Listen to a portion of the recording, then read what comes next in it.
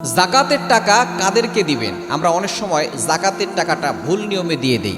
জাকাতের টাকা মসজিদে দেওয়া যাবে না, জাকাতের টাকা দিয়ে ব্রিজ বানানো যাবে না, জাকাতের টাকা দিয়ে আপনি বিশাল বড় মাদ্রাসা তৈরি করলেন, এই মাদ্রাসা দেখা যাচ্ছে বড়লোকরাও থাকে এবং গরিবরাও থাকে, এইভাবে মাদ্রাসা দিয়ে আপনি যদি জাকাতের টাকা দিয়ে আদায় করতে চান তাহলে কিন্তু আপনার জাকাত আদায় হবে না। এই জন্য জাকাত আপনি কাদেরকে দিবেন, কোথায় দিবেন সেটা আল্লাহ তাআলা কোরআনে বলে দিয়েছেন। সূরা তাওবার ৬০ নম্বর আয়াতে আল্লাহ তাআলা বলে দিয়েছেন। 10 নম্বর পারার 15 নম্বর পৃষ্ঠার 9, 10, 11 নম্বর লাইনে আল্লাহ পাক রব্বুল আলামিন সুন্দর করে জাকাতের 8টি খাতের কথা বলেছেন। এই 8টি খাতে আপনি জাকাত দেওয়ার চেষ্টা করবেন। জাকাত কে দিবেন? যে নেশাব পরিমাণ মালের মালিক, বর্তমানে 52.5 তোলা রূপার মূল্য যেটা আছে, এই পরিমাণ মূল্য যার কাছে আছে, হিসাব করে দেখা যাচ্ছে 1,72,000 সামথিং, অর্থাৎ 1,72,73,000 টাকা যার কাছে আছে, এই পরিমাণ মূল্য যার কাছে আছে, সে 40 ভাগের 1 ভাগ জাকাত দিবে। জাকাত কাদেরকে দিবেন? আল্লাহ পাক রব্বুল আলামিন বলে দিয়েছেন সূরা তাওবার 60 নম্বর আয়াতে। রব্বুল আলামিন বলেন, ইন্নামাস সাদাকাতু লিল ফুকারাই ওয়াল মাসাকিনি ওয়াল আমিলিনা আলাইহা ওয়াল মুআল্লাফাতি কুলুবুহুম ওয়া ফির রিকাবি ওয়াল গারিমিনা ওয়া ফি সাবিলিল্লাহি ওয়া ইবনিস সাবিল।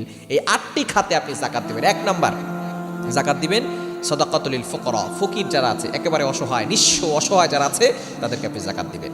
2 নাম্বার হল মাসাকিন, যারা মিসকিন, অর্থাৎ একেবারে ফকির না, যারা কারো কাছে ভিক্ষা করে না কিন্তু তাদের কাছে প্রয়োজনীয় খাবার নাই, তাদের কাছে টাকা পয়সা খুবই কম, একেবারে নিঃস্ব পরিমাণ মালের তো মালিকও না, তাদের কাছে টাকা পয়সাও নাই, এমন ব্যক্তিকে আপনি জাকাত দেবেন। একেবারে মিসকিন যারা আছে, একেবারে অসহায়, গরিব যারা আছে, এতিম যারা আছে, তাদেরকে আপনি জাকাত দিতে পারেন। 1 নাম্বার ফকির, 2 নাম্বার মিসকিন, একেবারে অসহায় যারা আছে, তাদেরকে আপনি জাকাত দিবেন। ওয়াল আমিলিনা আলাইহা, যারা জাকাতের টাকা কালেক্ট করে, অর্থাৎ যারা সংরক্ষণ করে, তাদেরকে আপনি জাকাতের টাকা দিতে পারেন। জাকাতের টাকা যারা কালেকশন করে, তাদেরকে আপনি জাকাতের টাকা দিতে পারেন। ওয়াল মুআল্লাফাতি কুলুবুহুম, দ্বীনের ব্যাপারে যদি কেউ আগ্রহ হয়, যেমন ধরেন কিছু কাফের আছে, তাদেরকে আপনি জাকাতের টাকা দিলে সে ইসলামের পথে আসবে, তাকে আপনি জাকাতের টাকা দিতে পারবেন। ওয়াল মুআল্লাফাতি কুলুবুহুম ওয়া ফির রিকাব, এরপরে অফির রিকাবি ওয়াল গারিমিন ওয়া ফি সাবিলিল্লাহি ওয়া ইবনিস সাবিল, আপনি দাস মুক্তির জন্য জাকাতের টাকা দিতে পারবেন।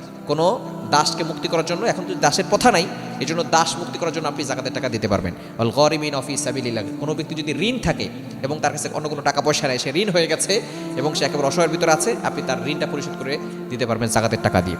এরপরে অফি সাবিলিল্লাহ, যে আল্লাহ রাস্তা আছে, তাকে আপনি জাকাতের টাকা দিতে পারবেন। ওয়া ইবনিস সাবিল, 8 নাম্বার যে মুসাফির, যে মুসাফির হয়েছে, যার কাছে টাকা পয়সা নেই, বিপদে পড়ে গেছে, তাকে আপনি জাকাতের টাকা দিতে পারবেন।